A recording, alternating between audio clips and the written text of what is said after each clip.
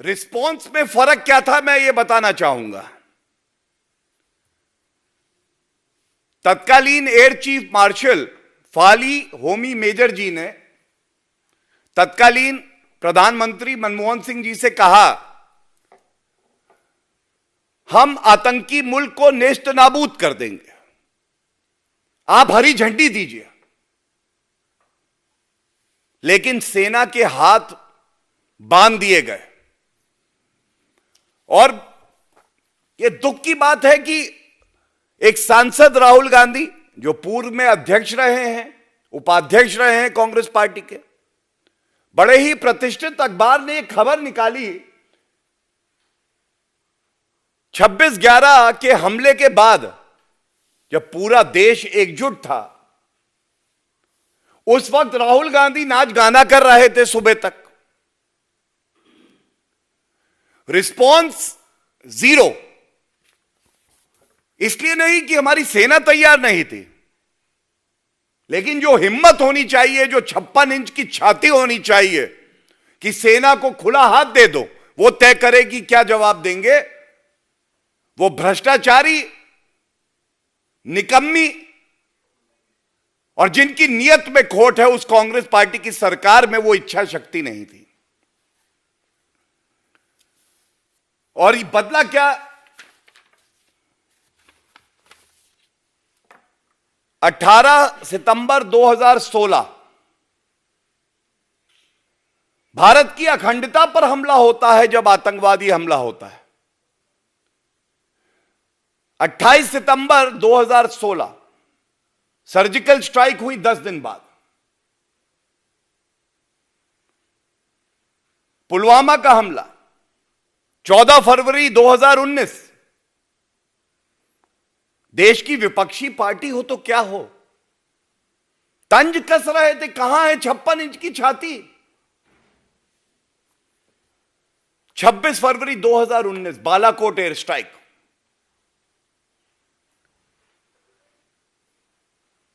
तमाम आतंकवादी, जो उनका आतंकवादी अड्डा था, वहीं पे नेस्त नाबूद कर दिए गए। पूरे विश्व में यह समाचार था। लेकिन कांग्रेस पार्टी कह रही थी कि हमारी वीर सेना ने कुछ नहीं किया, जान जोखिम में डाली तो क्या है, केवल कौवे जो पेड़ पे बैठे थे वो मार दिए हैं। आज सवाल यह है कि आप राजनीति करिए, लेकिन देश के प्रधानमंत्री पर, जो कि संवैधानिक पद है और जनता आशीर्वाद देती है, उस पर आपका भरोसा क्यों नहीं है? हमारी वीर सेना, an institution which is most respected in the world, which is the bravest in the world, which is completely apolitical, उस पर आपका विश्वास क्यों नहीं है? तीसरा बड़ा सवाल, आप भारत जोड़ो यात्रा की बात करते हैं और हमारा यह मानना है कि भारत अखंड था, अखंड है, अखंड रहेगा। जो जोड़ा है उसको जोड़ा नहीं जा सकता। लेकिन आपकी समझ देखिए, आपकी या तो मंशा में खोट है, नियत में खोट है कि आपकी ये यात्रा कश्मीर में होती है और पुनः कई वर्षों के बाद फिर से प्रमाण की बात की जाती है। इसी के साथ एक बात और उठाई गई। उन्होंने कहा अनुच्छेद 370 जो हटाया है तो बदला क्या? तो सबसे पहले तो मैं यह बताऊंगा, संवैधानिक दृष्टि से अनुच्छेद 370 जब संविधान निर्माताओं ने संविधान में डाला तो पहला शब्द जो था वो टेम्पररी था, अस्थाई। कांग्रेस पार्टी सत्ता में रही, इतनी हिम्मत नहीं हुई आपकी कि उस अनुच्छेद 370 को निष्क्रिय कर दें, संशोधित कर दें, हटा दें।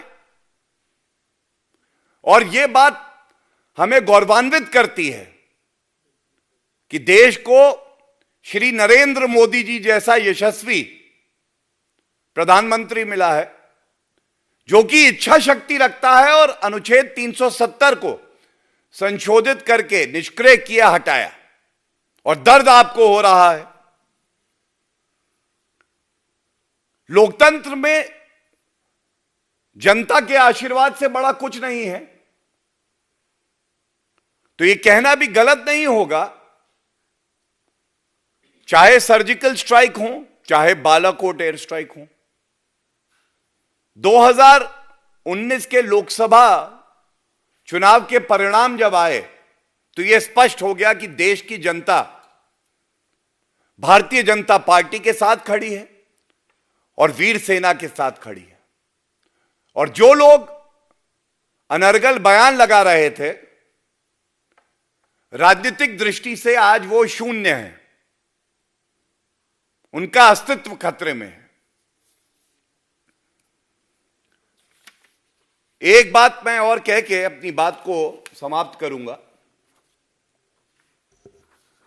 अनुच्छेद 370 में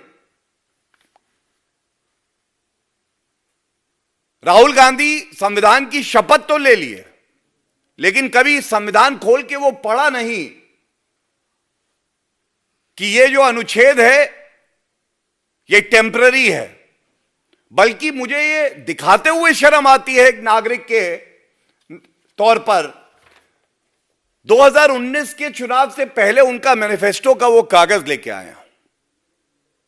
कांग्रेस पार्टी ने अनुच्छेद 370 पर संविधान की जो मूल भावना है उसको परे करके क्या बोला, उन्होंने कहा 26 अक्टूबर 1947 को इंस्ट्रूमेंट ऑफ एक्सेशन पर हस्ताक्षर किए जाने के बाद से कांग्रेस जम्मू कश्मीर के घटनाक्रमों की गवाह रही है। कांग्रेस इस बात को दोहराती है कि पूरा जम्मू कश्मीर भारत का अभिन्न अंग है। हम राज्य के इतिहास का भी सम्मान करते हैं, जिसके तहत राज्य ने भारत में विलय को स्वीकार किया, और यह सबसे महत्वपूर्ण है, जिसकी वजह से भारत का संविधान में अनुच्छेद 370 को शामिल किया गया। इस संवैधानिक स्थिति को बदलने की ना तो अनुमति दी जाएगी, ना ही ऐसा कोई प्रयास किया जाएगा। आज राहुल गांधी ये उत्तर दे, उनका अनुच्छेद 370 पे क्या रुख है, स्टैंड क्या है भारत कह रहा है। इतनी हिम्मत भी नहीं होगी कि अपना स्टैंड बता दे। और यही दर्शाता है किस तरह से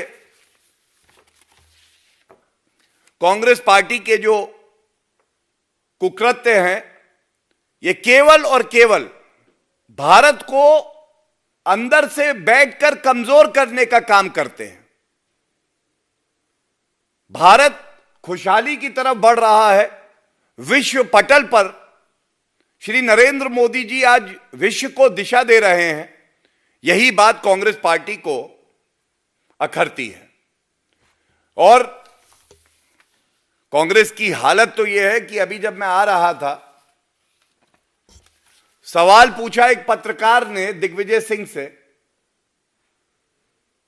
तो जयराम रमेश उस पत्रकार का हाथ झटके से हटाते हैं, क्योंकि वो भी जानते हैं जो वक्तव्य राहुल गांधी, सैम पित्रोदा,